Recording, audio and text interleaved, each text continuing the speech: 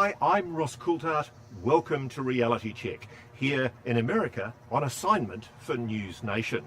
I've come here to Rocket City, Huntsville, Alabama, to the conference of the Scientific Coalition for the Study of UAPs. They're a bunch of scientists who believe it is possible to investigate the phenomena of unidentified anomalous phenomena. And they're going to hear me present the keynote speech this year at their annual conference. What could possibly go wrong? Here goes. I want to thank you all and welcome you to Huntsville, Alabama. We got a great conference for you here over the next couple of days. And with that, I would like to now introduce our keynote speaker. I have a few words I'd like to say about this gentleman who has traveled a great distance from long far away to be here with us this evening. I think most of you probably who have seen him on News Nation, you know a little bit about Mr. Ross Coulthart. Ross is a multi-award-winning investigative journalist and author with over 3 decades of experience in newspapers and television, including reporting for Australia's Sydney Morning Herald newspaper, ABC TV's Four Corners, the 9 TV networks' Sunday program, and 60 Minutes. He currently works as a special correspondent for News Nation, but he also contributes to the Australian 7 TV network's Spotlight Public Affairs program. Trained as a lawyer, and you'll see that that's plainly evident here soon when he begins speaking, he's covered wars, investigated corruption, scandals, and public interest stories for over 35 years as one of Australia's top investigative journalists, and really now also an international one. Ross is a 5-time winner of Australia's top journalism prize, the Walkley Award, including the highest award, the Gold Walkley, among other awards that he has received. The list is too long to go through them all here. He's a best-selling author of 6 books, including In Plain Sight, an investigation into UFOs and impossible science. In June 2023, Ross also interviewed a gentleman by the name of David Grush on News Nation, someone, of course, a name that's probably familiar to most of us here. And he now hosts a regular segment on the UAP topic there on News Nation. Last but not least, Mr. Coulthart is also a gentleman I consider a colleague, and he's also a fellow member of the SCU. So please, without further ado, would you join me in welcoming Mr. Ross Coulthart?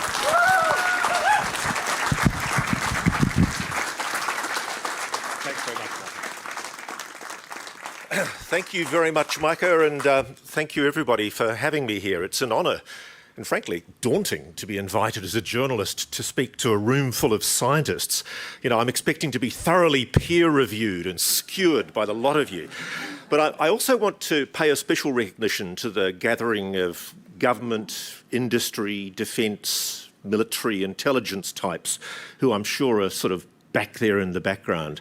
One of the things that I think makes this event very special is that it does offer a portal, a respected portal for that discrete nexus between the government, private aerospace and the scientific community to talk about a topic that, despite overwhelming admissions from the US government, I mean, frankly, it's a lay down misère that it's real, whatever it is, there's a there.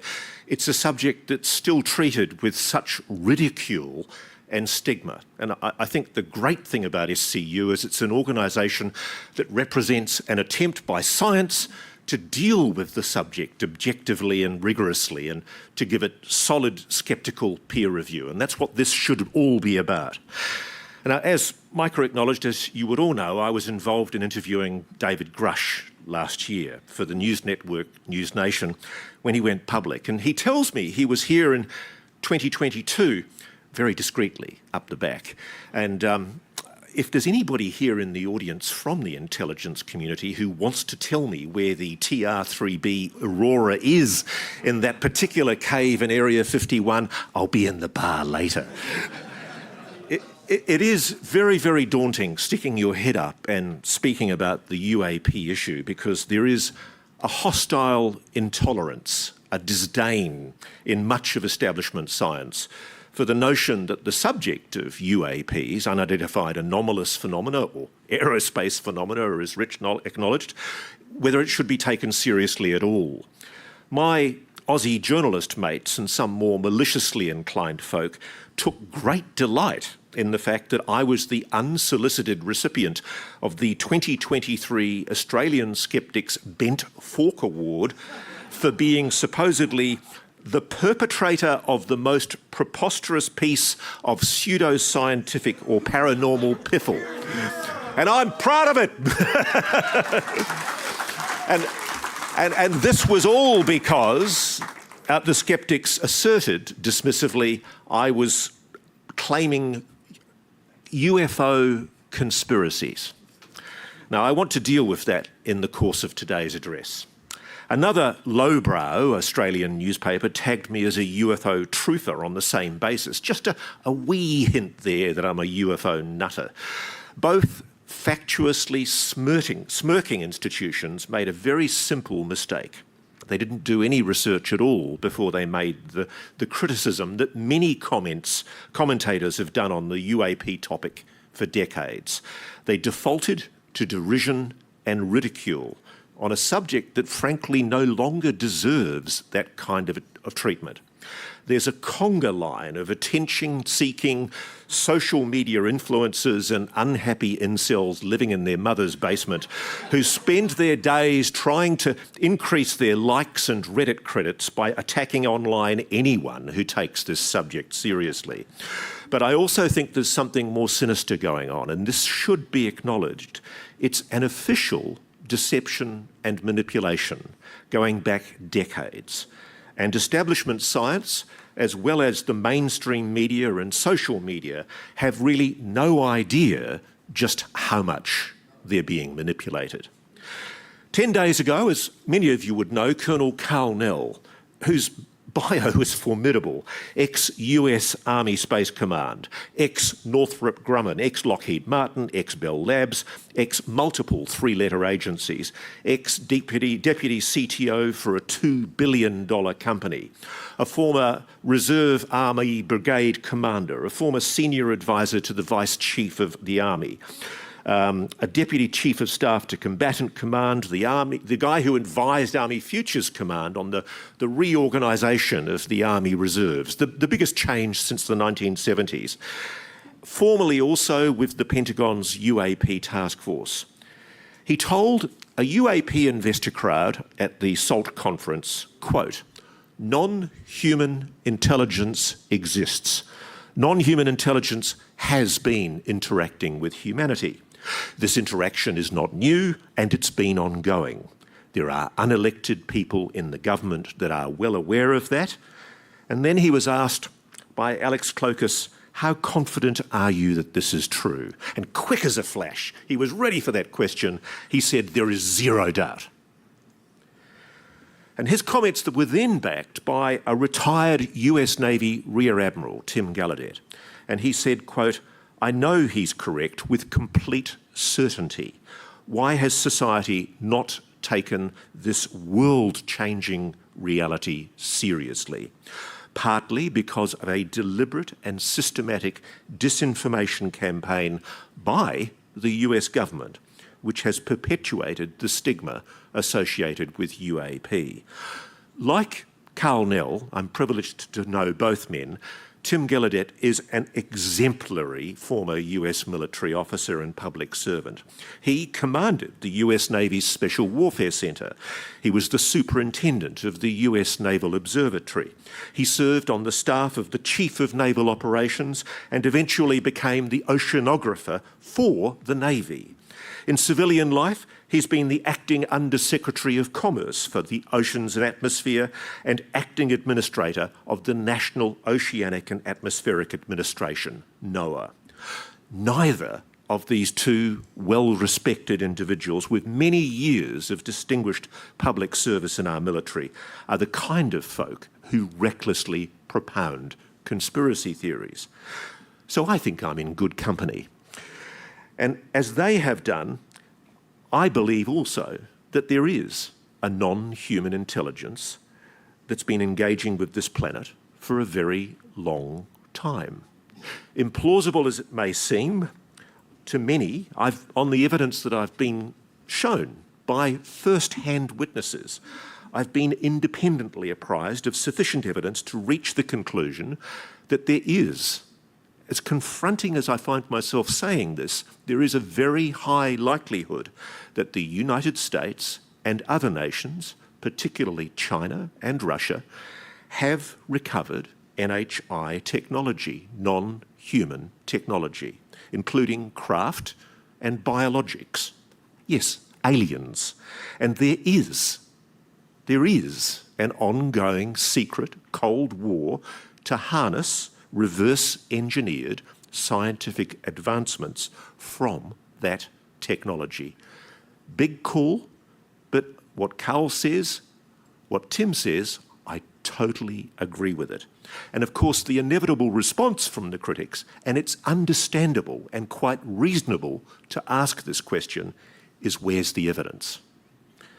On its face, asking for the public airing of evidence to back such an assertion about a secret UAP retrieval and reverse engineering program sounds perfectly reasonable, just as the scientific method demands empirical evidence to prove any hypothesis. We all want to see the data to back these extraordinary claims. We all want to know every bit of detail about this alleged secret program. Why is it secret? Who oversees it? Who knows about it? Does the president know? What crimes, if any, are being done in America's name without Congress being properly informed? Are there agreements? Is the Admiral Tom Wilson memo authentic? Did the boss of Lockheed Martin Skunk Works and two top Pentagon generals really tell Tom DeLonge, the rock star, it was the Cold War and we found a life form? I find that an incredible story. And the amazing thing is that whole saga is revealed in a WikiLeaks leak. Emails from a White House staffer recording the fact that senior Pentagon generals were having a conversation with a rock star prior to the Trump-Clinton election campaign discussing the possibility of disclosure. That's irrefutable evidence that requires investigation. And that's all I'm saying, I feel as a journalist, I'm obliged to do, to investigate it. If this is all true, it's indubitably a very cleverly kept secret. And as the gatekeepers well know, so much of that evidence, that data, is locked up in highly classified programs. Most of the people overseeing those programs, I know, have no idea what's behind it. And the best trick of all, until recently, has been the way we've allowed ourselves to be so brilliantly deceived. The novelist Margaret Atwood once wrote, "The best way of keeping a secret is to pretend that there isn't one." And that's what I suspect unelected officials chose to do with what we will call, euphemistically, the program. They very deviously convinced opinion leaders in politics and the media and their shills on social media for years that there is no secret, that everyone's come forward and deluded themselves, or that they're lying, that they've dreamt up a cock and bull story about recovered alien technology, and for reasons best known to themselves, they're destroying their reputations by coming up and promoting a wacky conspiracy theory. Believe me, this is not good for your career. But clearly, the insiders advocating disclosure know something. They're not legally allowed to tell us about it. And even if they want to, they can't. And what most of the commentators also fail to understand is that it's not the general public that has to be convinced. The American public, frankly, at the moment, is mostly irrelevant in this ongoing debate, except for the fact that you all vote. What matters most right now is that members of key oversight committees in Congress and the President and his National Security Committee wake up to the fact that this is real. It's a major public interest issue of concern, and they start doing the job that we entrust them to do. That's the only forum where the full story of the program can legally be investigated and exposed. And that is starting to happen. As we all know, there's a new attempt that's just come out in the last day for a new UAP disclosure bill. It's so important. So much of the evidence that would finally make Congress finally wake up to what's been going on is highly classified. It can't be discussed publicly by those who've been read into it. It's a very, very clever catch-22. What do people want Coulthart to do when they demand that he publicly reveal his evidence? He'd risk a prison term for revealing the classified details of what I'm absolutely certain he knows, if it's all true, of course. If it's all true, it's probably the biggest secret in human history. Clearly, Colonel Nell knows a lot more than he's letting on. And as David Grush has explained, most of this program is hidden inside what are called waived, unacknowledged special access programs, WUSAPs. And they're funded by black budgets that are meant to be funding other defence projects. That's why David's pointing out that this is illegal. It's a breach of the accountability rules in Congress. Now, remember last year, the Pentagon failed to properly account for an astonishing 63% of its $3.8 trillion of assets. That means 2.4 trillion of the public money spent on defence assets is unable to be accounted for because, according to the Government Accountability Office, quote, auditors were unable to obtain sufficient appropriate evidence to provide a basis for an audit opinion. This has been an issue for GAO since 1981. And yet for most of the media, it's a big yawn, hardly worth the story. If Congress just started asking questions about why the Pentagon can't balance its ledger, the secret would break wide open. What Coulthart, Tim Gallaudet, and the other high-profile commentators on the UAP issue, Lou Elizondo, Chris Mellon, Eric Davis, Hal Puthoff, Jim Lukatsky, Colin Kelleher, Kit Green, Jay Stratton, and David Grush, what they're all constrained by, and the gatekeepers of this secret know this all too well, what they're all constrained by is the national security oaths they swore to protect. If what they say is true, then the irony is excessive government secrecy is being improperly exploited by the gatekeepers of this secret to conceal a national scandal from the Congress and the American public. These former defence and intelligence community insider commentators speaking out for UAP transparency, for your right to know, they're patriots. They think it's wrong that, as I've heard from one haughty, very senior aerospace executive on one occasion, so that some of the people guarding this secret disdainfully refer to the president, for heaven's sake, as a temporary employee. That's the attitude. They assert he or she has no right to know. At the heart of David Grush's allegations is the incredible claim that things are being done in America's name in collusion with private corporations with taxpayer money that may in fact be gravely immoral, illegal, perhaps criminal, with flagrant disregard for accountability to Congress, in fact, deliberate evasion. There are allegations here that must be fully investigated. The people pushing for UAP transparency respect the notion in Article 1, Section 1 of the US Constitution. I warn you, I'm a lawyer. All legislative powers herein granted shall be vested in a Congress of the United States, which shall consist of a Senate and a House of Representatives. 232 years ago, in 1792, a Major General, Arthur St. Clair, led an incredibly disastrous expedition into the Northwest Territories in which 700 federal soldiers were slaughtered by a confederacy of Native Americans.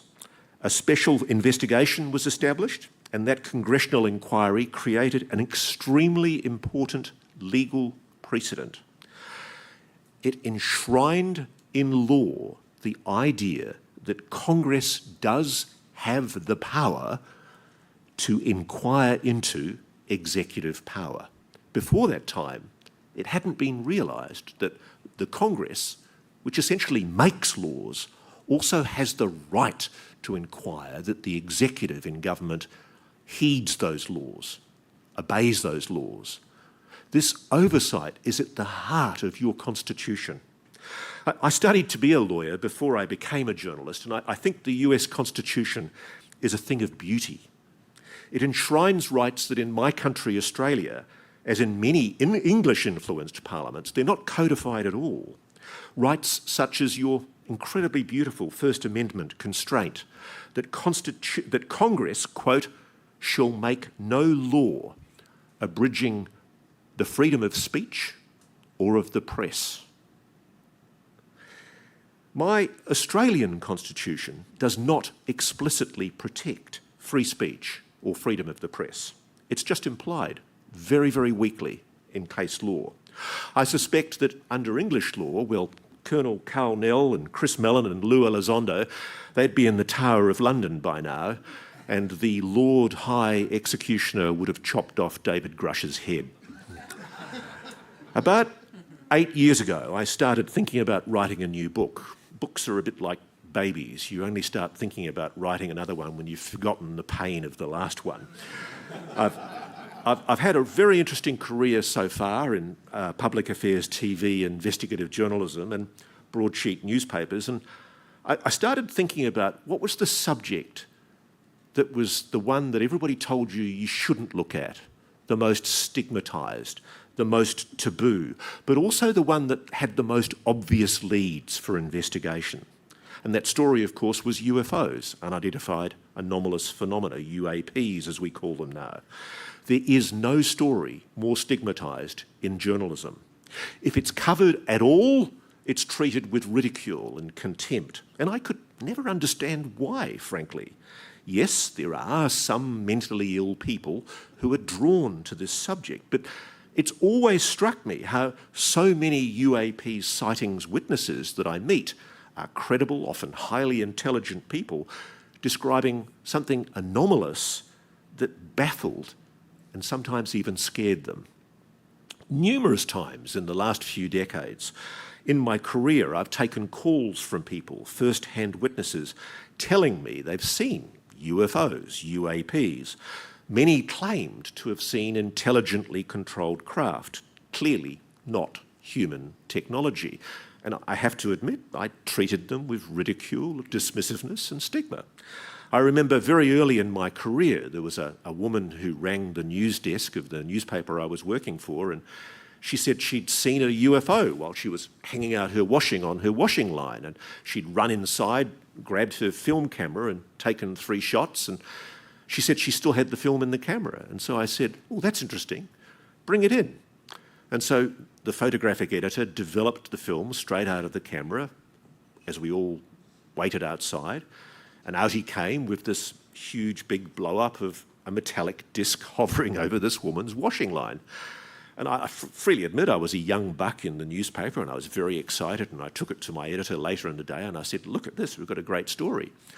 And he scoffed and he said, Roscoe, we don't do stories about UFOs. And I said, why not? And he said, they're nonsense. And for days afterwards, I was doing little tinfoil hats on my desk, and you learned very quickly as a journalist, you don't cover this subject. And frankly, I found it perplexing because I'd found the woman credible. And time again in my career, I was given very clear indications that, contrary to that perception, this was something real. I was doing a story for an Australian public broadcaster on the Royal Australian Air Force, and I was with some very, very senior officers at the end of a day's filming. And after the second beer, one of them leaned across the table and said, why don't you chaps do stories about UFOs? And quick as a flash, I came back and I said, oh, because they're nonsense. And he said, no, they're not. And in the course of an evening, he was calling pilots across from all over the room in this officers' mess at an airbase and saying, tell them what you saw. And they're going, you sure, boss? And he goes, yeah, tell them.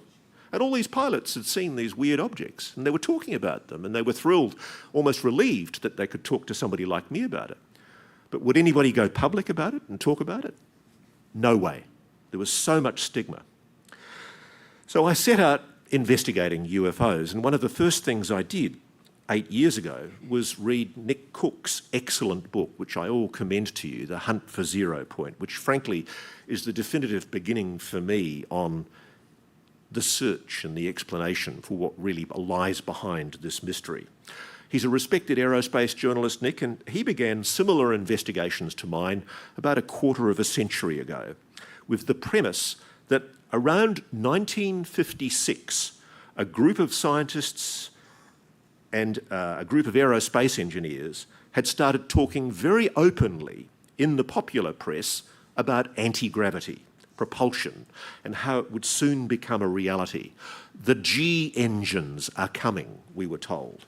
And those articles referenced the Glenn L. Martin Aircraft Corporation, Bell Aircraft, Lear Aircraft, and as Nick wrote, several other American aircraft manufacturers who would not spend millions of dollars, as they were, on researching science fiction. There was also mention of an elusive George S. Trimble, who was the head of advanced programs and vice president in charge of the G project at Lockheed Martin, which was at the time Martin Aircraft, but it later became Lockheed Martin. Back then, Trimble led Martin Aircraft's RIAS, the Research Institute for Advanced Studies, the predecessor to what became Skunk Works. And it was also clear Trimble had a background in highly classified advanced physics concepts. And Nick, to his enormous credit, pieced together that Trimble had put together a team in 1957 researching anti-gravity. And yet 2 years later, all these stories started appearing in the popular press where Trimble was making the extraordinary claim that the conquest of gravity, quote, could be done in about the time it took to build the first atom bomb.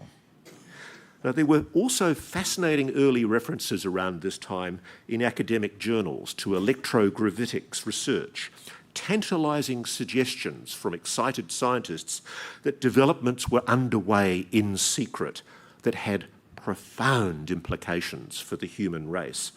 Respectable scientific journals were referencing the work of Thomas Townsend Brown, claiming that in experiments which had been peer-reviewed, he'd achieved anti-gravitic effects cutting weights by as much as 30%. And one very interesting aspect of T.T. Brown's work was that when he'd arrived at the best shape for an anti-gravitic craft, intriguingly, it was disc-shaped. Yet that supposed scientific breakthrough didn't happen. It's never happened. And if you allow 5 years or so for an equivalent program to the atomic program, it should have happened in the early 1960s. And so Nick's book had left us with the tantalising possibility, probability, that there'd been sometime in the mid-50s a breakthrough in anti-gravity propulsion that was quickly suppressed by the military or by the government. For a very brief moment, scientists had talked openly about it and freely about the dawn of a new age, huge implications for mankind. And then, bang, the door closed and everybody shut up about it.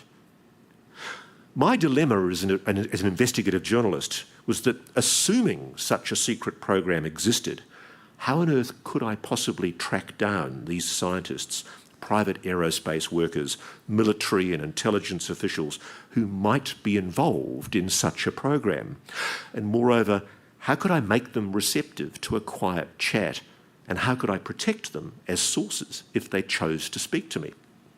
And I was only too aware of just how totally compromised modern communications are. I was involved in Australia in breaking a world exclusive story about the existence of a communications spying system called Echelon, where under the UKUSA agreement, the UK-USA agreement in which Australia, the UK, the USA, New Zealand and Canada participate.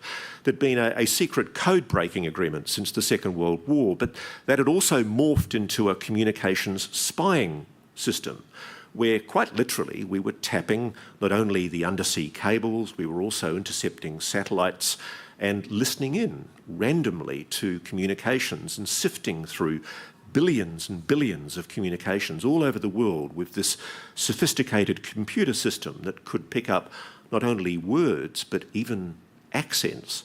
And that revelation shocked me, that how wide open modern communications are. More recently, I did a story for Australian 60 Minutes about a breach in mobile phone security that still exists called SS7, Signalling System 7. The story was eventually run on CBS 60 Minutes here in America. And what that revealed is that there's essentially a hack built into mobile phones that allows anyone with knowledge of this hack to listen in to any call. And we demonstrated it on national television. So how could I communicate with these people without compromising them? I reached the conclusion that the only way to do it safely was to find out who they are and where they lived and write them a letter. And that's what I did. I wrote 160 plus letters and mailed them, and it took months, but I waited. So to figure out who I was writing to, what I did was I read, listened and watched pretty much everything I could that referenced this purported dark, secret history of anti-gravity. I combed esoteric scientific papers for key words, and I looked who were the military R&D geeks, which companies won the most interesting looking contracts, who studied advanced physics at universities, reputable universities, and then disappeared. And some of the same names started appearing. I just treated it like any other investigation. Not necessarily with the assumption that this program existed, but if it did exist, how would I find these people?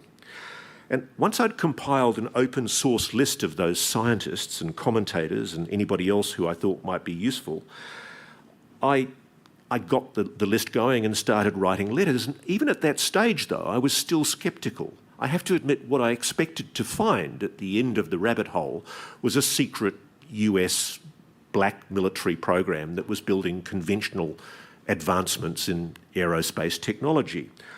I figured it was a good story to blow all this UFO baloney out of the water. I was going into it with the full expectation it was complete nonsense. I started getting letters back, to my amazement, quite quickly, and a few of those who responded early on very sternly told me never to call them or write them ever again, which was quite instructive because I then realised who they were and where they were, and I started intensifying my focus on those particular institutions. A lot of other people were very chatty. Some told me to talk to friends of theirs, and I soon built up, quite frankly, an enormous database of names. And the important thing, and I think this made a difference, was that I left no electronic trail, because the worst thing you can do as a journalist is burn a source. It kills you. Nobody will ever trust you again. Early on, I was astonished, absolutely astonished to see in my reading just how much evidence there is in public records in plain sight to show that very senior military commanders very early after the Second World War clearly concluded that the phenomenon behind UFOs was intelligently controlled craft. In fact, they were seen to be, quote, evasive when sighted by friendly aircraft. I'm citing here the quite extraordinary Twining memo of September 1947, in which Lieutenant General Nathan Twining, the head of the US Army Air Force Air Material Command, acknowledged the flying discs being seen by many witnesses in US skies at the time were, quote, something real and not visionary or fictitious. And the general reported that the way these objects behaved clearly indicated that they were controlled, either manually, automatically, or remotely. And his memo records objects, perhaps craft, that multiple witnesses saw as metallic, elliptical in shape, flat on the bottom with a dome on top, classic flying saucers confirmed by a commanding general. I was also struck by how blatantly an active official deception operation on UAPs was admitted in the declassified military and intelligence archives. It's not well understood that the dismissive debunking strategy towards UAP sightings by the US Department of Defense is part of an official policy developed 70 years ago by the CIA's so-called Robertson Panel. This extraordinary decision was made in secret by a group of scientists, military officers and spies that public interest in UFOs, what we call today UAPs, should be debunked and discredited. And a secret report was prepared for the CIA recommending a mass media campaign that would strip UFOs of their so-called aura of mystery. The report said, and I quote, and it's an astonishing quote, "The debunking aim would result in reduction in public interest in flying saucers, which today evoke a strong psychological reaction. This education could be accomplished by mass media such as television, motion pictures and popular articles. Basis of such education would be actual case histories, which had been puzzling at first but later explained. As in the case of conjuring tricks, there is much less stimulation if the secret is known. Such a program should tend to reduce the gullibility of the public and consequently their susceptibility to clever, hostile propaganda." Now, obviously, the official explanation for why the CIA talked explicitly about tricking the American public is this idea that all of this public reporting of UFOs was causing a huge drain on the Air Force's time because they were having to investigate them. And so they were arguing that we should suppress this in the public interest because it was making a national security threat, because then they wouldn't be able to focus on the real UFOs. But to me, that's a completely nonsensical argument, because if you think about it, you want your public to be alert and alarmed. You want them to report any kind of anomalous phenomena. Why would the Air Force be interested in discouraging people in that era from reporting alarming sightings of objects in our skies that could very well have been a foreign adversary aircraft? Also, should one bother to actually read it, the Robertson Panel report admits that one scientist on the panel resolved that an extraterrestrial explanation was the only possible explanation for many of the cases, and he was overruled by the rest of the panel. The Robertson Panel was frankly a fix. It was a deliberate deception to suppress public interest into UAPs, and it began the current contemporary attitude of stigma, ridicule and contempt for coverage of the subject. We've all been hoodwinked. There are other red flags there in the historical declassified archives pointing to the idea that agencies within the US government were and still are trying to obfuscate and manipulate public opinion to play down the UAP mystery. After General Nathan Twining had recommended a study of UAPs, Project Saucer, later Project Sign, the first of the US Air Force investigations was established in December 1947. And that official report, released a year later, declared that these objects were not extraterrestrial. It didn't provide a jot of evidence to support such a claim, and it suggested, without this evidence, that they were possibly of Soviet origin. But then, of course, there was the intriguing testimony of US Air Force officer Edward Ruppelt, who Micah talked about. He'd seen a secret Project Sign report, and he blew the whistle on it. Estimate of the situation, which had declared secretly that these objects were interplanetary craft. There's a whiff here of a cover-up. Declassified FBI files also show that Edgar Hoover, J. Edgar Hoover, the FBI director, was briefed in 1950 about reports of 50-foot wide crashed flying saucers and small humanoid bodies being recovered from the New Mexico desert. And unfortunately for the FBI, this UFO memo was written up by an officer, an agent called Guy Hotel, and it's become the most requested item in the FBI files. The FBI's at pains over the years to say that Hotel's memos allegations were never corroborated. There was never any finding that it was all true. But it soon becomes clear that the many compelling witness reports that provided the basis for these claims, from purported crashes at Roswell, Aztec, New Mexico, and Kingsman, Arizona, they cannot be quickly discounted. Time and time again, witnesses reported being threatened, even told they would be murdered if they talked about this. Why? What was being covered up?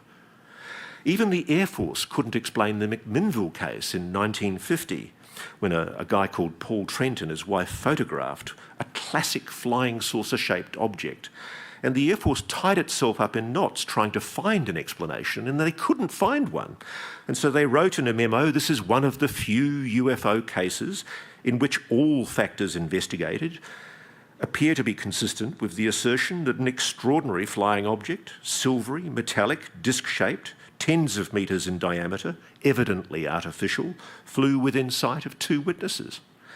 And then there was Canadian scientist Wilbert Smith. I love this story, who managed to find people with apparent knowledge of the US secret program, including Robert Sabaka, a US scientist who'd worked for the US government's World War II Office of Scientific Research and Development, an eminent US scientist. And Smith declared in his once secret memo to the Canadian government not only that flying saucers exist, but this was the most highly classified subject in the US government, rating even higher than the H-bomb. He even outed Dr. Vannevar Bush as the head of the group running this secret program. And it makes sense because Bush was the presidential scientific advisor, the very, very first during the Manhattan Project. And it's significant that neither the Canadian nor the US government have ever made any attempt to rebut Wilbert Smith's allegations. And moreover, before his death, Robert Sabaka, the US scientist who'd helped Wilbert Smith's investigations, actually admitted in a letter that he knew about the recoveries, note the plural, of flying saucer craft. And he described the extremely light and very tough materials that were recovered. He even talked about aliens that he said looked very like insects. And in his candid letter, he expressed his regret that this issue had been so highly classified and why the existence of these devices was so aggressively denied. It's going to be very interesting to see what the Canadian government's Sky Canada project, its report into more recent allegations of Canadian scientific collusion with the secret US UAP program finds when it's released later this year. I'm not holding my breath. What I should say is it's been suggested to me that I should investigate certain named Canadian scientists who've been working, I'm told, with the US government on retrieved non-human technology. And it's a secret that's being kept by faceless bureaucrats from the Canadian Prime Minister and the Defence Minister. I sure hope they're not going to try and cover that one up, because it's not going to go well. The official public line for 70 years has largely been that there's been nothing to this UFO nonsense. It's a line, sadly, pushed today by yapping, incurious lapdogs in the mainstream press. Recently, there's been a series of reports on UAPs, drones, if you believe the US Air Force. That's the new swamp gas. They're being routinely seen hovering with apparent impunity over nuclear and military installations, and I was surprised to see in the declassified historical archives considerable evidence showing there was grave concern about these exact same objects appearing in the 40s and the 50s over extremely sensitive US national security installations such as Los Alamos and Oak Ridge, where America was making the bomb. Scientists and military working there were seeing these objects frequently, and Air Force investigators admitted, quote, Here we run out of even blue yonder explanations that might be tenable, and we're left with numbers of incredible reports from credible observers. Something is monitoring our most secure national security installations. That's a scientific fact right now, as the US Air Force's own paperwork shows, and it's been going on for 7 decades.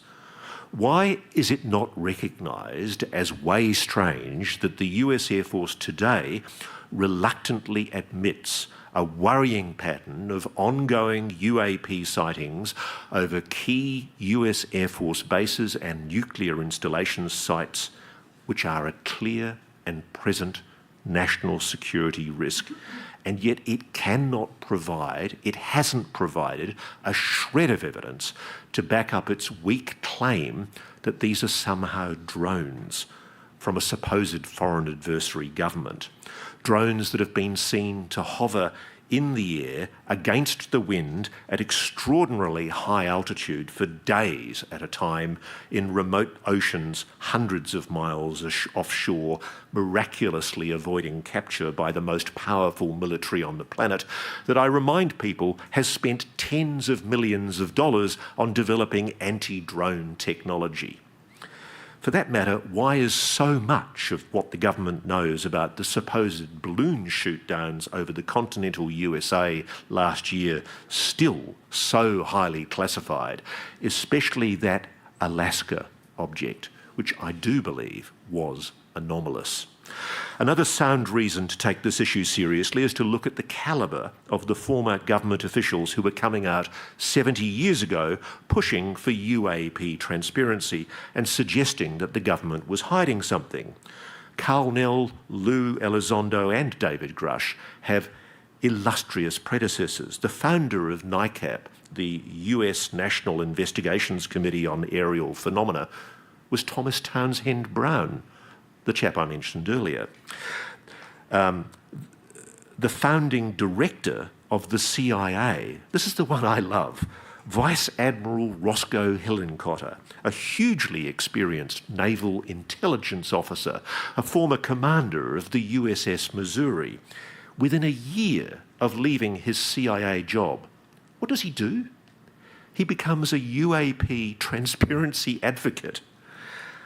And then he was also joined by a top US Navy Rear Admiral, Delmer Farney. Why are they doing that? Why did Hillenkotter in 1960 become a UAP transparency and testify to Congress, quote, "It is time for the truth to be brought out in congressional hearings"? This is a former DCI. What truth did Admiral Hillenkotter know in 1960 from his time in naval intelligence and as the head of the CIA? The parallels today with that, with David Grush, an exemplary intelligence officer entrusted with the highest presidential secrets, are extraordinary. While on NICAP's board, Hillenkotter and Rear Admiral Farney also publicly criticised the fact that many witnesses had stopped reporting their sightings to the US Air Force because of frustration that their investigations went nowhere. And does that sound familiar? Of course it does, because it's exactly what the ARRO is doing today, the Pentagon's All-Domain Anomaly Resolution Office. I mean, it's a ridiculous name. There's also something that was done back then as well. When NICAP started attacking the US Air Force started attacking NICAP to try and discredit them. Sound familiar? Yet again, it's exactly what the Pentagon's been doing to Lou Elizondo and David Grush, trying to discredit them with sly, malicious and deceitful leaks to selected tame media. Just like Grush and co., former CIA Director Hillenkotter did his homework. He got hold of a leaked memo showing that while the Air Force was publicly debunking UAP sightings, in secret it was prioritising the monitoring of UAPs. Why was a supposedly fictitious phenomenon being secretly acknowledged in a memo as serious Air Force business? The simple fact is there's a hefty weight of declassified government files that prove the bleeding obvious, that sections of the US military and intelligence community know a hell of a lot more than they're letting on. My favourites are the discoveries in cables from, for example, the US Air Force attaché in Kabul, Afghanistan, reporting the discovery of a physical flying saucer 15 metres in circumference with thick, small glass windows. That doesn't sound like a satellite or space debris. And apparently the Russians beat the Americans to it. We don't know what happened to that object. There's also a heavily redacted CIA memo from 1968 describing a metallic disc-shaped object with a 6-foot base, 4 feet in height, that was found in a crater in Nepal. This is one of a series of documents that refers to a covert program known as Project Moondust, which it's long been suspected was involved in retrievals not only of foreign adversary technology, but also of non-human craft. And interestingly, in light of the fact that David Grush acknowledged last year that there is an ongoing secret Cold War underway with our potential foreign adversaries over retrieved technology, the files suggest this isn't something new. And this is where things started to get interesting for me journalistically, because my first breakthrough in the program was actually an Australian alleged linked UAP retrieval. Details from an Australian Air Force photographer who some decades back was summoned by his commanding officer in Darwin and told he would be helping the Americans out with an unspecified overseas photography job. I've never spoken about this before, and I've got to be careful to protect my ongoing inquiries. This military photographer, though, was told that the job was very secret, and it was obvious the Australian commander had no idea what he was being asked to do. It was totally need to know. And strange as this request by a foreign military like America may sound, this is how Australia does things. We've been very much a servile, willing supplicant to American intelligence and British intelligence for many, many years. And a lot of the people I know inside Australian intelligence are rightly quite proud of some of the things we've done to help defend Western democracy. But we've also done some stupid things. And one of the things I covered and reported for Australian TV in 1994 was a huge expose about our secret service, ASIS, the equivalent of the CIA. And ASIS had people who did technical bugging and tapping. We were very good at it, and we still are. And the Brits asked if they could borrow one of our chaps.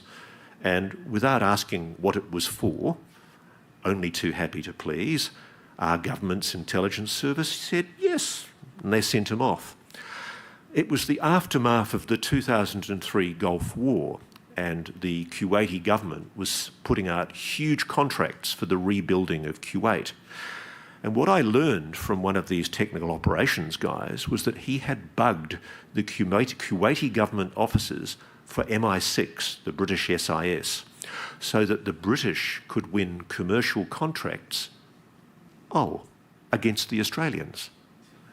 But it had been kept secret. And so when I finally broke the story, it emerged that neither the Defence Minister nor even the head of the Secret Service knew that their staff were being loaned out this way. And this is how plausibly deniable things have been done by America and by the UK for many years. And it's been an area of research for me as a journalist for a long time.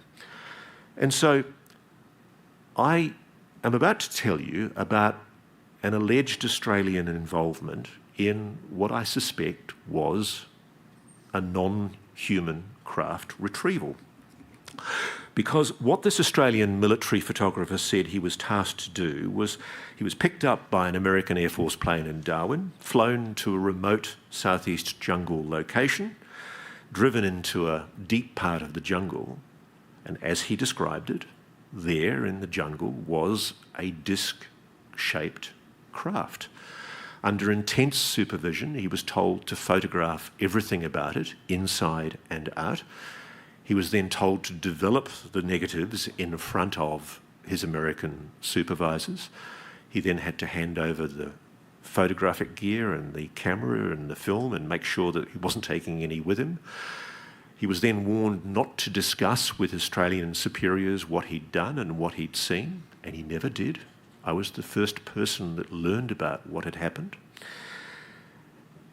As far as I know, the Australian government has no idea that this Australian serviceman was involved in a retrieval operation.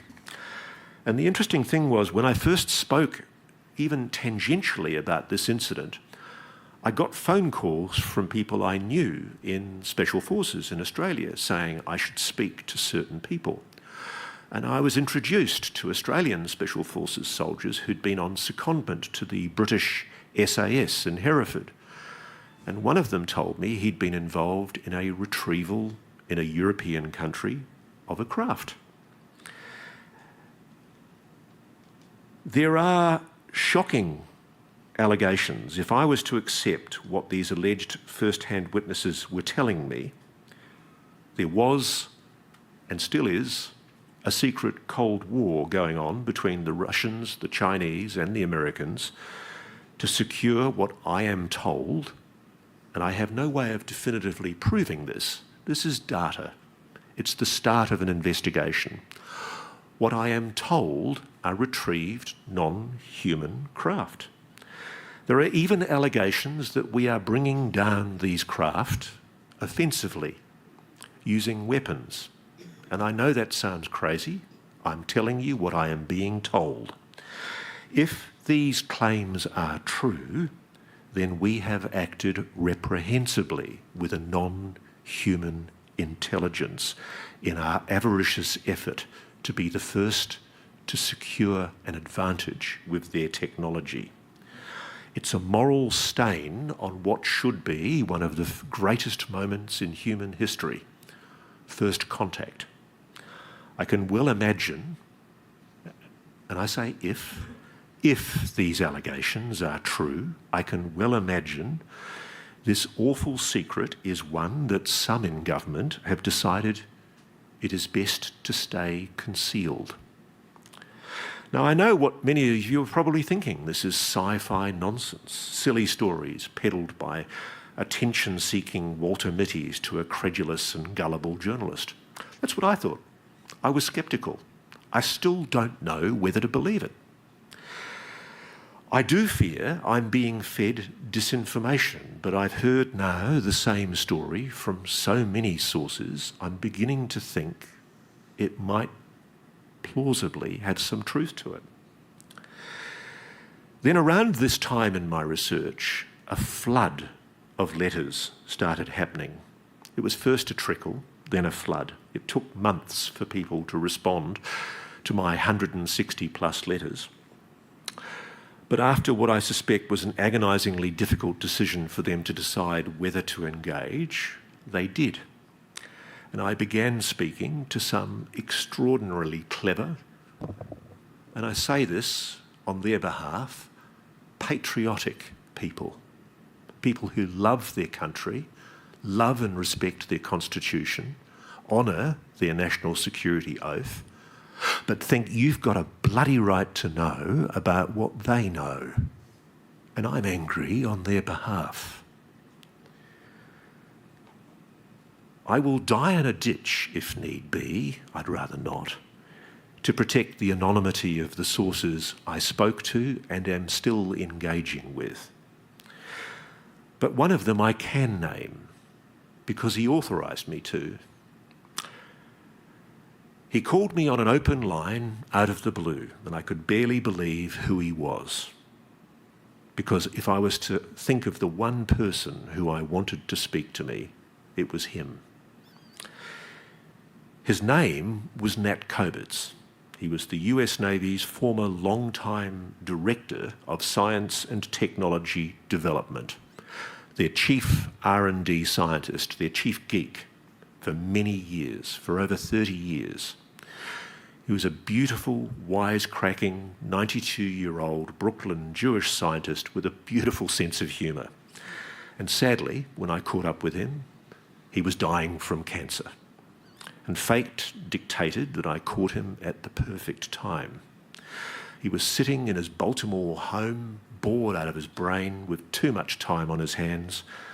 And here was this Aussie journalist asking him about the work that he'd done as part of the greatest generation with the US Navy's R&D division.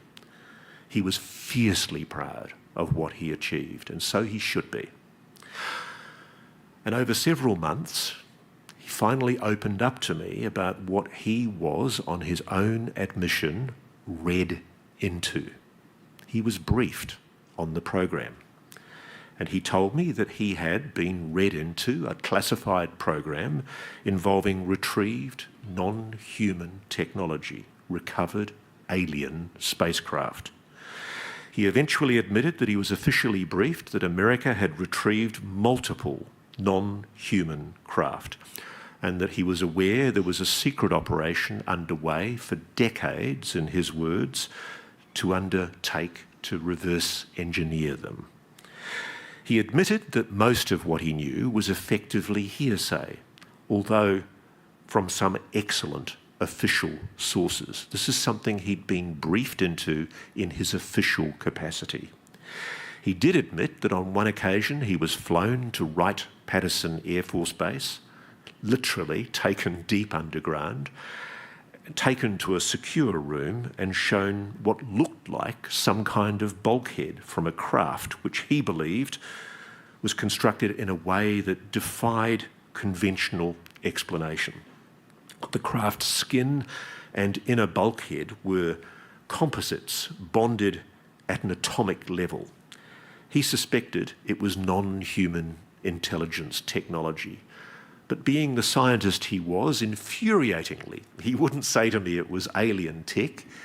He would just say it was something he had never seen that any human could make. Nat was a patriot. He was a decent, honourable public servant. He respected the fact that this program was being kept secret for a reason. But as a scientist, he also recognised that the American public, and especially Congress, had the right to know what was being done with taxpayer dollars. And he frankly told me that as far as he knew, there was no good justification for keeping it secret. So he never told me why he'd actually done this. But shortly after he passed from cancer in 2020, I started getting messages and calls. And it turned out he'd basically told people to get in touch with me. I found it very, very difficult to accept a lot of what they told me. I still do. I find it mind-blowing that I'm in this position as a serious insect journalist who's spent his career investigating crime and corruption, that I'm on the edge of what is the most fringe subject in the world. But every single one of these people that Nat put me onto was talking about one thing: the program. A highly secret, very, very, very carefully compartmentalised retrieval effort of non-human technology craft, and an identically highly protected reverse engineering program being conducted in secret facilities across the United States. Retrieval teams rigidly compartmented. Operations absolutely need to know. Mind-boggling secrecy. Multiple sources have told me that there was a very clear threat made: if you talk about this, you will be killed. And there are allegations. David Grush has made them as well. I have been told by multiple people that people have been murdered to protect this secret. Make of that what you will. As we all know, politicians, scientists, intelligence community and military whistleblowers are now openly accusing the US government of a massive, decades-long cover-up. They're suggesting the world has been egregiously misled in a deliberate disinformation campaign designed to suppress interest in a phenomenon that, contrary to its public position, the US has always, in fact, taken very seriously indeed. And throughout 2023, as we all know, there's been a determined effort by a bipartisan group of very senior US politicians to try and get legislation through the Congress to force transparency and disclosure provisions into America's annual defence budget. And what finally passed into law mandated some of what might help, a government-wide UAP records collection to be held by the US National Archives. But I don't expect for a moment that the agencies allegedly responsible for this massive cover-up are going to willingly hand over what they see as the crown jewels to temporary employees. That's the dilemma you face. It's not my problem. I'm not an American. It's up to you what you do about it. But I'm told this was hidden long ago in private corporate aerospace, in full anticipation that the day would come when Congress would start asking questions. A key provision in the bill that was proposed last year would have mandated eminent domain, the confiscation of UAP-related material, and it was struck down. But the mere fact that senior politicians like Chuck Schumer, the Senate Majority Leader, one of the most powerful people in the Congress, was prepared to put his name to a document in the Congress talking about the retrieval of non-human intelligence technology. We've passed a tipping point.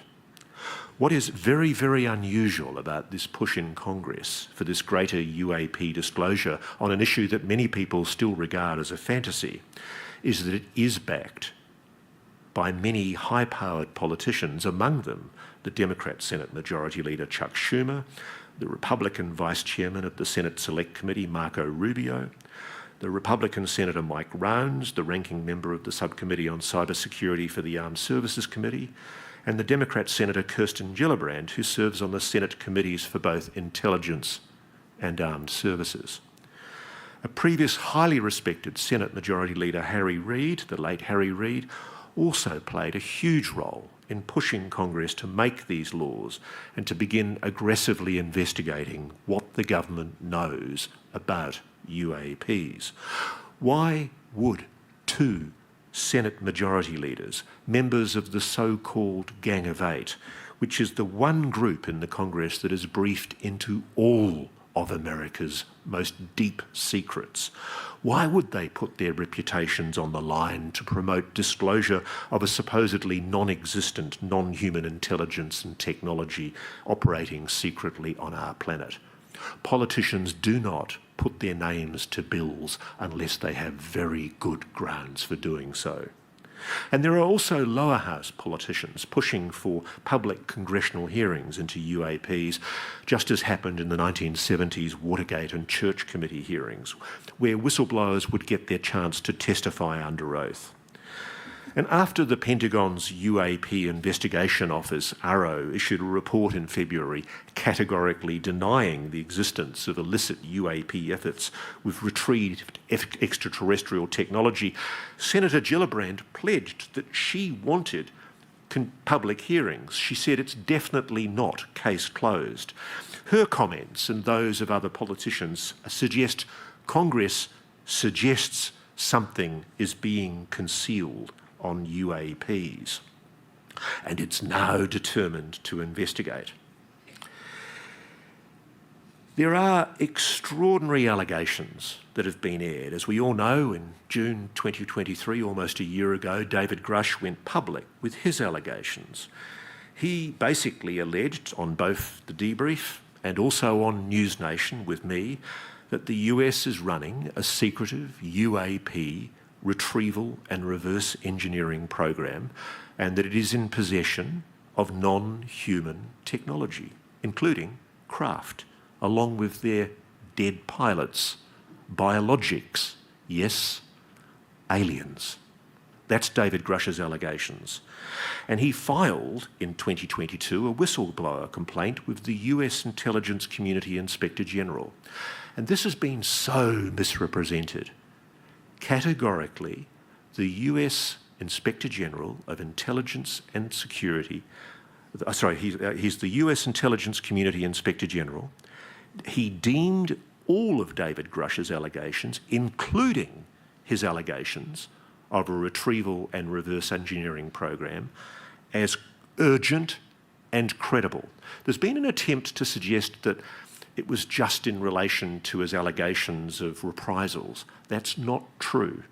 The Inspector General of Intelligence specifically found that it was an urgent and credible issue for investigation by the Congress, credible, that David Grush had made an allegation of a secret retrieval and reverse engineering program. Think about that. That investigation's still ongoing. David also gave hours of classified testimony. And in a secure room for the Senate Select Committee for Intelligence, he named names. He gave locations. He's given Congress the names of he knows who are the gatekeepers. And he's made it very, very clear that he's detailed everything about what he knows about the program. He specifically gave evidence under oath.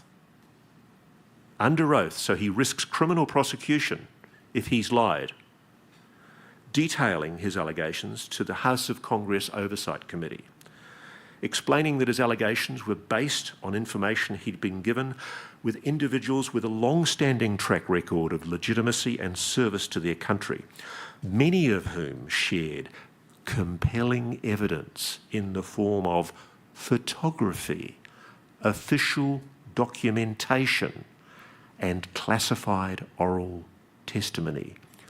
Weigh that well. He also explained how he was tasked by the UAPTF director to identify all the special access programs and controlled access programs, the secret folders around which the secret has been kept, related to UAPs. And he said, I was informed in the course of my official duties of a multi-decade UAP crash retrieval and reverse engineering program to which I was denied access to those additional read-ons. He also alleged that the programs he uncovered were operating in breach of oversight rules that mandated Congress must be informed about all such secret programs. The US Defense Department has conspicuously not commented at all about Mr. Grush or his specific allegations. They've used AARO, the Pentagon's congressionally mandated UFO investigation office, but AARO is only as good as the information that it's given and whether its leadership mandates a proper investigation. My impressions to date suggest that most witnesses with direct knowledge of the legacy retrieval and reverse engineering program wouldn't go within cooee of AARO, as we say in Australia. They just don't trust the Pentagon to investigate its own dirty secrets, which led to AARO declaring in a report earlier this year that it hasn't found any empirical evidence that any sighting of the UAP represented off-world technology or the existence of a classified program that had not been properly reported to Congress.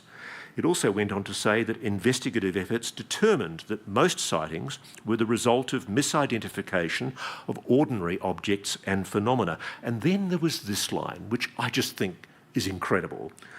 Although many UAP reports remain unsolved, AARO assesses that if additional quality data were available, most of these cases also could be identified and resolved as ordinary objects or phenomena.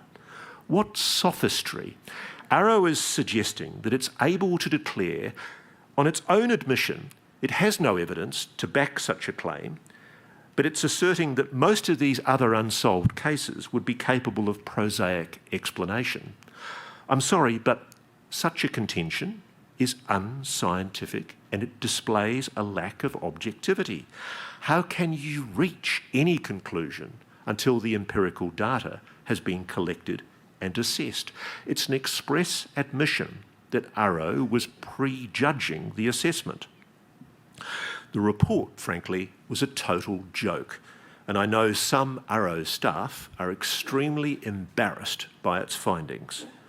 Many commentators have since criticised the report, including senior politicians in Congress, because ARO, the Pentagon, did not do a proper investigation into the allegations raised by David Grush and many other witnesses who've testified to the Congress in secret.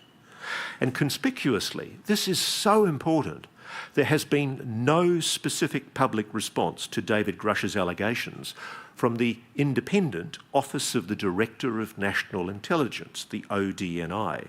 That's the independent intelligence czar that, since the catastrophic intelligence failures of 9/11, oversees and coordinates all US intelligence agencies.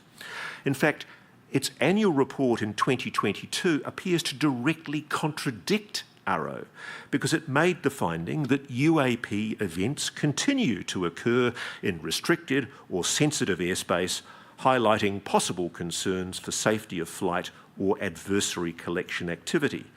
It also said UAP pose a safety of flight and collision hazard to air assets, potentially requiring aircraft operators to adjust flight patterns in response to their unauthorised presence in the airspace, operating outside of air traffic control instructions and standards. And it also said UAP continue to represent a hazard to flight safety and pose a possible adversary collection threat. And then in December 2023, after Ohio Congressman Mike Turner led a push to block the key Schumer amendments that would have allowed whistleblowers to come forward and give evidence with more security to the Congress, the Senate Majority Leader Chuck Schumer, no less, spoke on the floor of the Senate, clearly angry, and he confirmed that he believed the US government was refusing to share information on UAPs with the American people. Senator Schumer said, UAPs are of immense interest and curiosity to the American people, but with that curiosity comes the risk for confusion, misinformation and mistrust, especially if the government isn't prepared to be transparent. The United States government has gathered a great deal of information on UAPs over many decades, but has refused to share it with the American people. This is the Senate Majority Leader saying this. This is wrong and additionally breeds mistrust. And this is the kicker paragraph.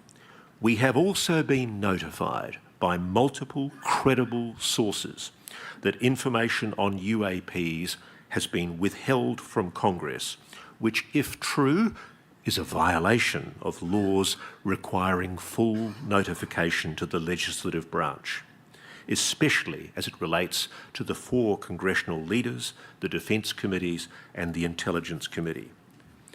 And in apparent defiance of the Pentagon ARO's office to do its level best to downplay the UAP issue, the senior so-called J3 Intelligence Joint Chiefs staff advising America's Joint Chiefs of Staff are taking UAPs very seriously indeed. In an FOI Act request obtained by researcher Douglas Johnson, there are orders that were sent out to all US military commands in May 2023 that mandated the collection of all UAP data. It set out procedures for reporting and gathering data on contemporary military encounters with UAPs. And it reads, the US government has observed UAP in or near the territory and operating areas of the United States, of its allies and of its adversaries, and observing and identifying and potentially mitigating UAP has become a growing priority for US policymakers, lawmakers and war fighters. The potentially ubiquitous presence of UAP defines the national security implications of those anomalies, which range from operational hazards and threats to technological and intelligence surprise to adversaries' strategic miscalculations. It is imperative that DoD provide UAP incident, incursion and engagement for the department's detection and mitigation of potential threats, exploitation of advanced technologies, and informing policymaker and warfighter decisions. That is not a Pentagon that is disinterested in UAPs. And the explicit reference to the national security implications of those anomalies in the Joint Chiefs document puts the Pentagon's most senior commanders in apparent conflict with the bullshit report from their own UAP investigation office. It's history repeating itself. While one arm of the Pentagon publicly dismisses UAPs, it's behind the scenes being acknowledged as a grave national security threat. Now, you're probably getting very sick of listening to me by now. I sure am. But before I finish, I want to tell you about an initiative that I'm involved in back in Australia, the Non-Human Intelligence Research Institute, NHIR.org. It's been founded with the extremely generous support of an Australian neuroscientist and businessman called Dr. Anton Uvarov. It's the first organisation of its kind in the Australasian region. We plan to fund collaborative scientific research projects into unidentified anomalous phenomena. And we are very interested in funding generously collaborations with scientists worldwide.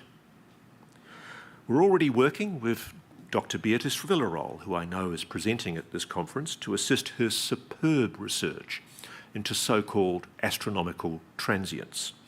Another planned project is the construction of absolutely state-of-the-art observation stations that will be placed in UAP hotspots. These will be mobile, using absolutely best-case, top-of-the-line technology. We hope they will collect extensive data on UAP. So if anyone here, or anyone watching, thinks they have a scientific project that might help us crack the mystery of UAPs, and you're interested in pitching for NHIR Institute's funding support, and I can tell you, Anton's deadly serious. He wants to support good science. Let's talk. We think it's time to stop waiting for governments to admit what they know. We plan to science the truth. There's a pile of my cards here. Don't hold back. Thank you very much.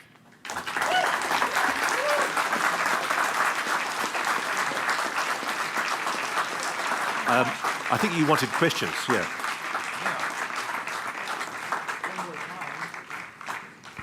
Yeah, one more time, Ross Coulthart. What an incredible way to kick off the 2024 AAPC conference. Now, we're going to do a few questions. I think we've got just enough time, don't we? We're a little behind schedule, but hey, he had a lot to say, didn't he? I'm so sorry if I wabbled on. Yeah. Now, with the questions, I do want to quickly say, and I'll say a little more about this later, that we're all using the Whova app. Most of you probably got emails about this with updates. It's probably the best way for you to include your questions, but there are also little cards on the table where you can do it the old-fashioned way, like Ross would do, right? Write it down and put it in the mail. So indeed, and that's obviously very effective. So if you'd like to write on your cards and pass those up to the front, I think that Rich and some of the folks are going to be helping to get those up here to me. I'm going to start, though, on a few on the Whova app, and I'm going to give you a little briefing tomorrow morning, by the way, about how that works. For the time being, let's kick off with this one, Ross. We have the following question. It seems that most people active in the UAP arena have given up on challenging the mainstream media's wholesale shunning of the UAP topic. Do you believe it's a lost cause, or do you, and they emphasize this, do you honestly think mainstream media can be brought around to cover the topic appropriately? You know what? I don't think mainstream media matters anymore. One of the things that I'm fascinated by as a journalist is I think I'm personally responsible for the decline of hot lead in newspapers, film in television. Every single thing that I've used to report in journalism has gradually gone defunct during my career. And of course, the real reason is because of the encroachment of the internet.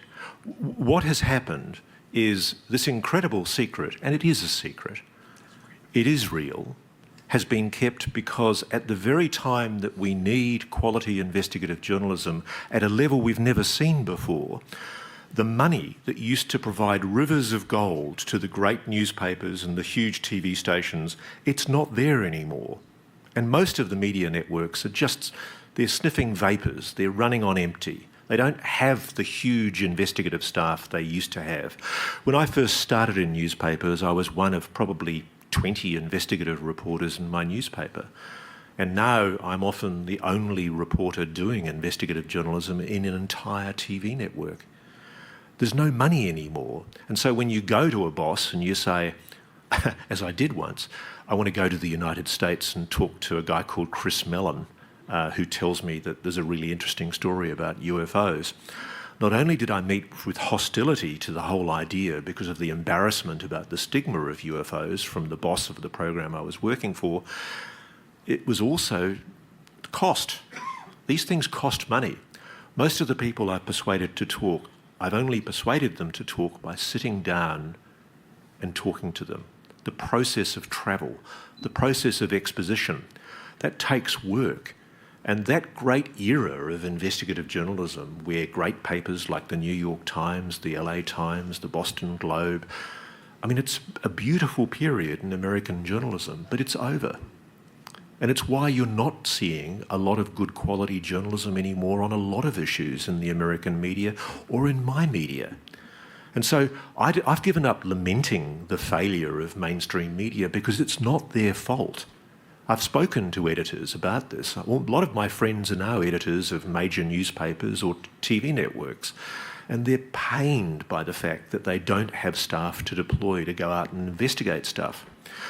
But what is interesting, and I've learned this for myself, I put an interview up with Gary Nolan late last year, almost as a filler. Channel 7 said to me in Australia, look, if you've got any interviews you think are interesting that people might want to watch and we can put it up over Christmas.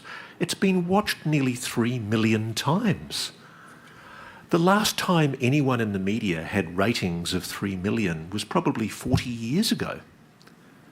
What's happening is media is moving online, and online is incredibly powerful. It's much more powerful than mainstream media. I routinely, on podcasts that I do, or on shows that I do like Reality Check on News Nation, we outrate major networks on national television because there's an audience from all over the world that even if they're not getting it in mainstream media, they want it.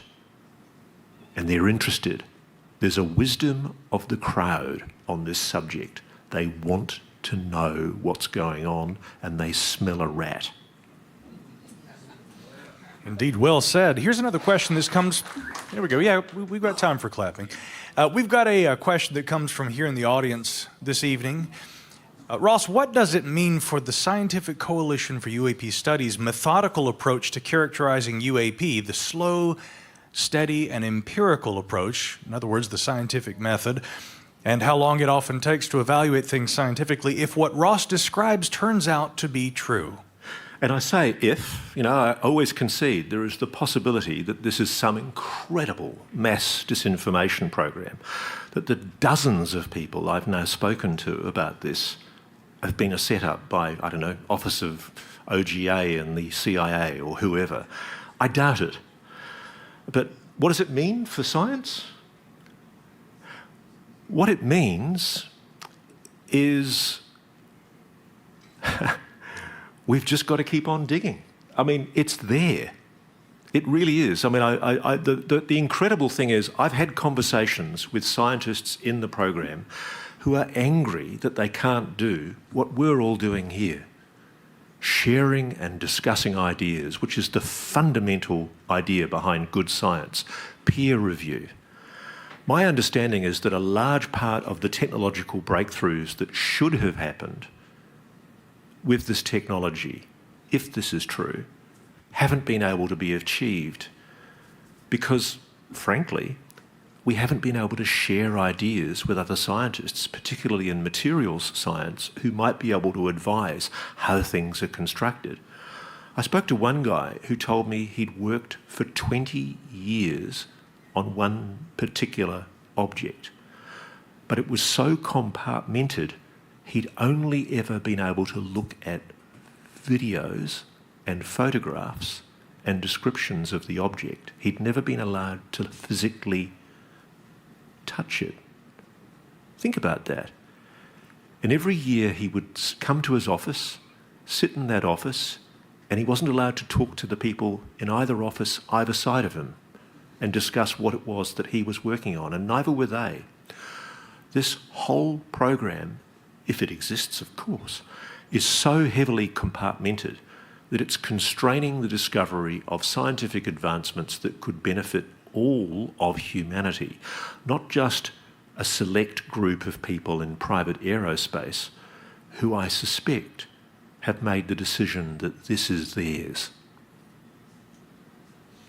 Our next question here, we're getting quite a few about some of the recent amendments in the bill language that's appeared actually fairly recently. This one comes from folks online. What are the odds that Congressman Robert Garcia's proposed amendments to Majority Leader Schumer's UAP legislation will face significant revisions or get gutted again before it passes? I think it will at the moment, because there is I don't know what it is. I mean, I love coming to America. I've come here pretty much every year, multiple times a year for the last 35 years. And I've seen a change. When I was a little boy, I loved the fact that there was this Apollo space program that had been achieved by this amazing country, America, that had made incredible technological achievements. And so much of it happened here in Rocket City. And I was very lucky. A good friend of mine organised a VIP tour for me of the Marshall Space Centre this week, and I went and stood by the test platform where Wernher von Braun tested his first rockets here in America. It was history, an incredible era where, you know, some of America's greatest generation achieved technological achievements that are just absolutely mind-boggling. But right now, America feels broken. It feels like it's lost its way. And it's really interesting, because what could single-handedly motivate America? You need like a Manhattan Project. Nothing could do it more than to be able, and this is what I find bewildering. I've asked so many people, including quite senior people, who've rung me, knowing that I will, obviously, even though they're telling me things that betray the fact that they know full well they're admitting the existence of a program. I've had conversations with people in private aerospace asking me what they should do. It's perverse. And I've said, what's the reason? Why are you keeping this secret? And they talk with just enough angularity, just enough detachment from any admission. But what they're skirting around is the fact that they're sitting on this monstrous secret. And to me, nothing could transform America more, or humanity more, than the realisation that we are not alone. You know, we'd perhaps forget our differences in Ukraine or North Korea or China or Russia and think of ourselves as humans. Imagine what science could achieve, what humanity could achieve, if we could deploy the minds of everybody in this room and anybody in the world to achieve technological breakthroughs. My understanding is that what we're doing with this technology, with this retrieved technology, is we're essentially piggybacking on it. We're not reverse engineering it. We're retrofitting it in a way that allows us to use it. I won't go any further than that. I know a lot about it. And by the way, if anybody ever did decide to push me under a bus, believe me, every name of every person that I've been told I haven't been able to verify it, so I can't publish it. Everything I know will be published by multiple people who I've sent copies of what I have all around the world. I'm mindful of the fact that I do know people have been murdered. And that's a big call, I know. People have been murdered to protect the secret. And so coming back to answer your question, this is the biggest secret in human history. And I don't give a toot whether people call me a conspiracy theorist. On a level of probability, I'm pretty bloody sure it's true. And what they're doing is they're misusing the laws of your country to hinder what is a constitutional right by Congress to oversight every arm of government. Now, if Americans don't care about that, then you can go another 60 years in ignorance. It's up to you. I mean, frankly, I actually don't think the amendment will pass in its current form. I think it will be emasculated. And frankly, unless you, the American voter, can motivate politicians to actually do something about this, it's a complete waste of time. And just like Roscoe Hillenkotter tried in 1960 and was publicly vilified for doing so, a former DCI of the CIA went public within a year of leaving office, pushing for UAP transparency. What the hell? Why did he do that? He did that because he knew about the program. He thought it was monstrous, outrageous that this secret was being kept. And I do. But I don't vote. But I happen to think that America, the greatest generation, showed in this town 60 years ago things that me as a little boy, I loved it. It inspired me. You as a country can do great things, and you've lost your way. It's as simple as that. This is an issue that goes to the absolute heart of what you've all been told, you know, your country is great. That's a load of steaming bullshit right now. You're failing. And you're failing because there's this monstrous secret that's being perpetuated.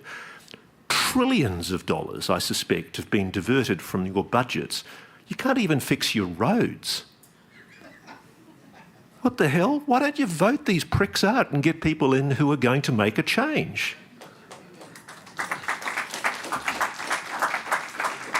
We're almost out of time, but you know, on the heels of that, I think it would only be appropriate to get one more from our live audience here at the Rocket City Tavern.